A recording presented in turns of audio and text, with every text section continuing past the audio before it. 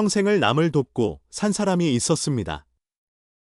거짓말 한 번 하지 않았고 누구보다 정직했으며 굶주린 이웃을 외면한 적이 단 한 번도 없었습니다. 그런데 그 사람이 단 하나 예수를 믿지 않았다는 이유로 죽은 뒤에 지옥으로 떨어진다면? 당신은 과연 그런 신을 공의롭다고 부를 수 있겠습니까? 오늘 우리는 교회 안에서조차 쉽게 꺼내지 못했던 바로 그 질문을 정면으로 마주하려 합니다. 사실 이 질문은 수많은 사람들이 마음속에 한 번쯤은 품어본 물음입니다. 선하게 살다 간 이웃이, 다른 종교를 평생 믿었던 부모가 복음이라는 말조차 들어본 적 없는 먼 나라의 사람이 정말 지옥에 가는가? 하지만 이 물음은 신앙 공동체 안에서 소리내어 던지기엔 너무 위험하게 느껴졌습니다. 그래서 많은 이들이 이 질문을 조용히 가슴 한켠에 눌러둔 채 살아왔습니다. 오늘은 바로 그 눌러둔 질문을 함께 꺼내보겠습니다. 길거리 전도에서 흔히 들려오던 강렬한 네 글자가 있습니다. 예수 천국, 불신 지옥. 짧고 단호한 이 표현은 마치 기독교 전체의 공식 입장인 것처럼 사람들의 머릿속에 깊이 각인되었습니다. 그런데 놀랍게도 이 문구는 어떤 특정 교단이 공식적으로 채택한 교리 문장이 아닙니다. 오랜 세월 전도의 현장에서 대중적으로 굳어진 표어에 훨씬 더 가깝습니다. 출발점부터 우리가 알던 것과는 조금 다른 셈입니다. 그래서 오늘 영상의 전제를 먼저 분명히 해두겠습니다. 이 이야기는 사후 세계에서 실제로 누가 어디로 가는지를 증명하려는 것이 결코 아닙니다. 그것은 살아있는 인간이 확인할 수 없는 영역입니다.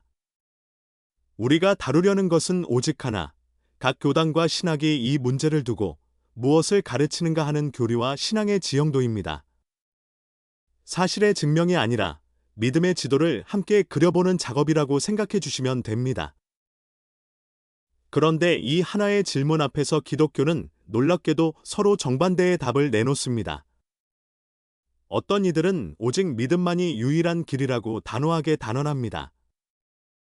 반면 어떤 이들은 착하게 살아온 사람에게도 구원의 문이 열려 있을 수 있다고 말합니다.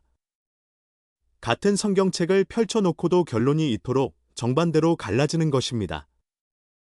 지금부터 그 놀라운 갈림길을 하나씩 천천히 따라가 보겠습니다.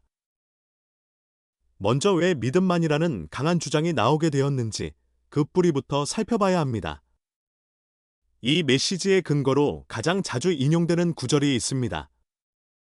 요한복음 14장 6절, 예수께서 내가 곧 길이요 진리요 생명이니 나로 말미암지 않고는 아버지께로 올 자가 없다고 하신 말씀입니다. 여기에 사도행전 4장 12절, 천하 사람 중에 다른 이로서는 구원을 받을 수 없다는 강한 선언이 더해집니다.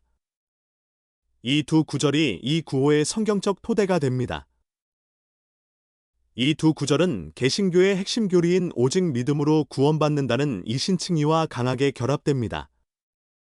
인간은 아무리 많은 선행을 쌓아도 그 공로로 구원을 살 수는 없으며 오직 예수를 믿는 믿음을 통해서만 의롭다 여겨진다는 가르침입니다.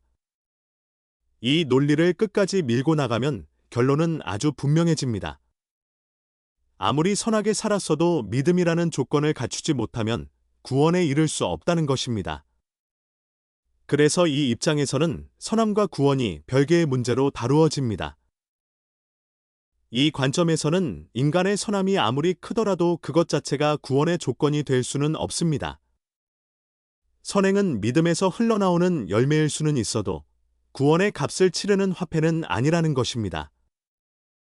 그래서 이 논리를 따르는 이들에게 믿지 않는 선한 사람의 운명은 안타깝지만 피할 수 없는 결론으로 남습니다. 이것이 흔히 강경복음주의라 불리는 입장의 뼈대입니다. 우리가 거리에서 들어온 그 네 글자 구호의 신학적 배경이기도 합니다. 하지만 여기서 반드시 짚고 넘어가야 할 것이 있습니다. 방금 살펴본 이 강경한 결론은 기독교 안의 하나의 입장일 뿐 결코 모든 기독교인이 동의하는 만장일치의 결론이 아니라는 사실입니다. 세계 기독교의 지형은 우리가 흔히 생각하는 것보다 훨씬 넓고 다양합니다. 같은 뿌리에서 자랐지만 서로 다른 방향으로 가지를 뻗어온 것입니다. 바로 이 지점에서 이야기는 예상치 못한 방향으로 갈라지기 시작합니다. 같은 성경을 읽지만 전혀 다른 결론에 이르는 대표적인 예가 바로 가톨릭입니다. 가톨릭은 개신교보다 이 문제에 대해 한결 유연한 입장으로 알려져 있습니다. 특히 20세기 중반에 열린 제2차 바티칸 공의회는 매우 주목할 만한 가르침을 공식적으로 내놓았습니다. 자기 잘못이 아닌 이유로 복음을 접하지 못했으나 양심을 따라 진실하게 신을 찾은 사람도 구원에 이를 수 있다는 것입니다. 이는 결코 가볍게 넘길 수 없는 선언이었습니다. 이것이 왜 중요한지 조금 더 들여다보겠습니다. 복음을 명시적으로 알지 못한 사람이라도 그 마음이 진실을 향해 있었다면 그리스도의 은혜가 그에게 닿을 수 있다는 뜻이기 때문입니다.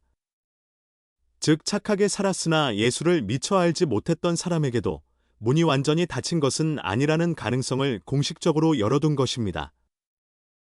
같은 성경, 같은 예수를 믿는 신앙이 이토록 다른 답을 내놓는다는 사실이 흥미롭지 않습니까? 여기서부터 우리의 지도는 훨씬 넓어지기 시작합니다.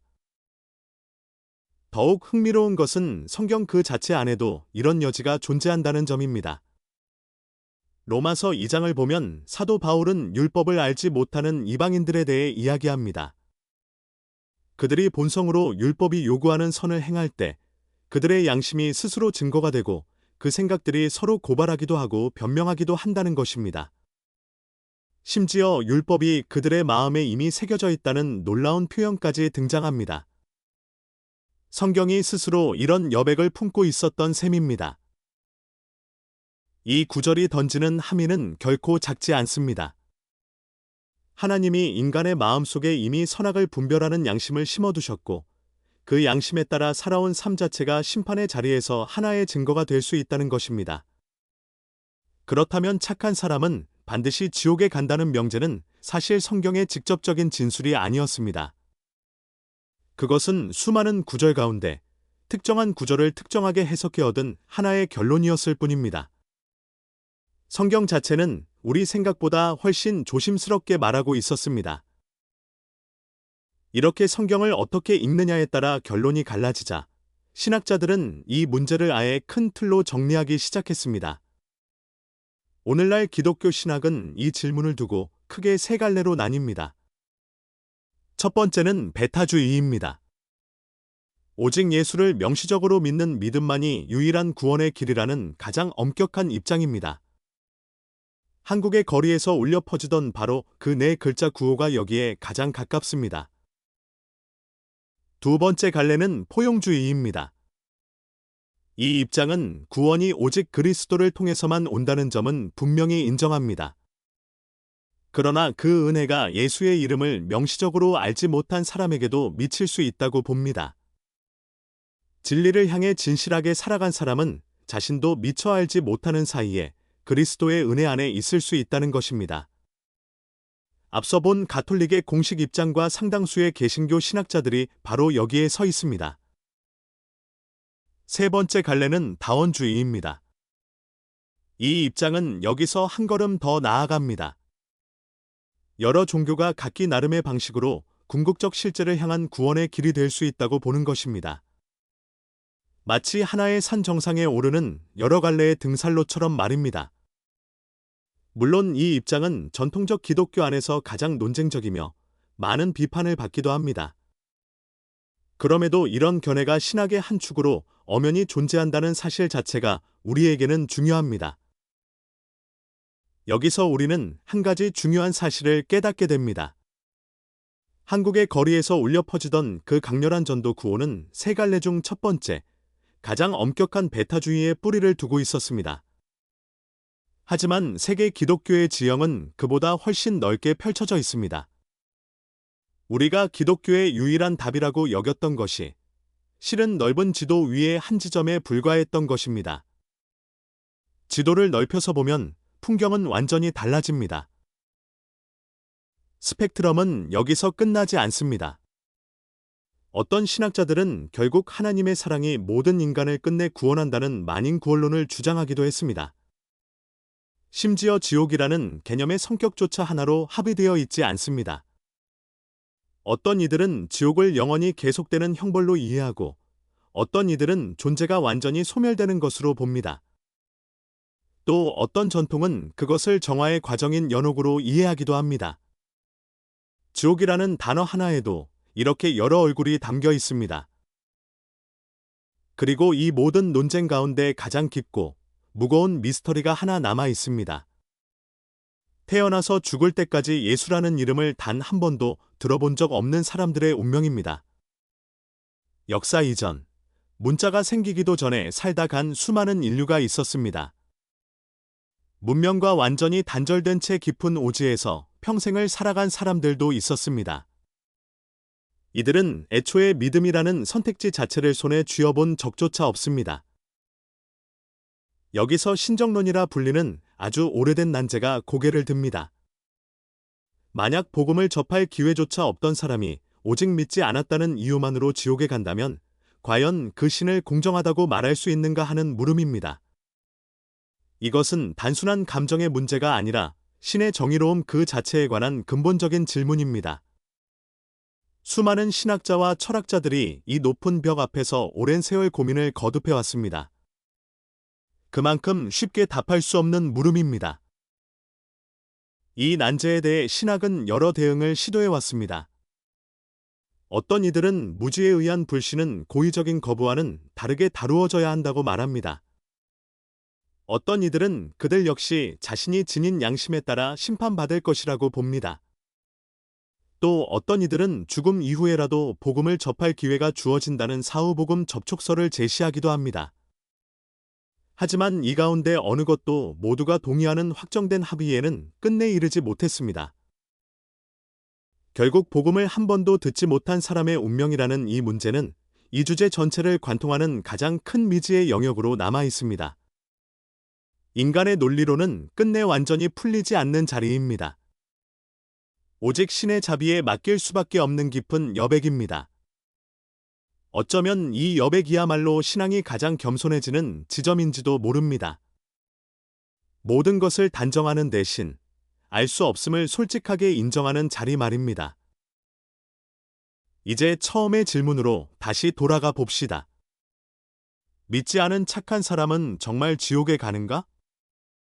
지금까지 우리가 함께 걸어온 길이 보여주는 답은 분명합니다. 기독교는 이 하나의 질문에 하나의 답을 가지고 있지 않습니다. 배타주의부터 포용주의, 다원주의, 그리고 만인구원론까지 서로 다른 목소리들이 같은 성경 위에서 나란히 공존하고 있었습니다.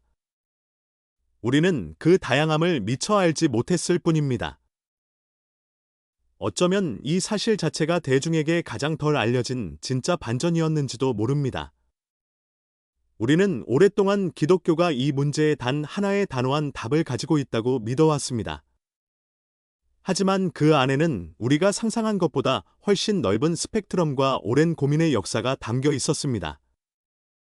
정답을 큰 소리로 외치기는 쉽습니다. 그러나 그 물음 앞에서 함께 겸손해지기는 훨씬 더 어렵습니다. 그렇다면 어떤 답을 택할 것인가? 그것은 결국 각자의 신앙과 양심의 몫으로 남습니다.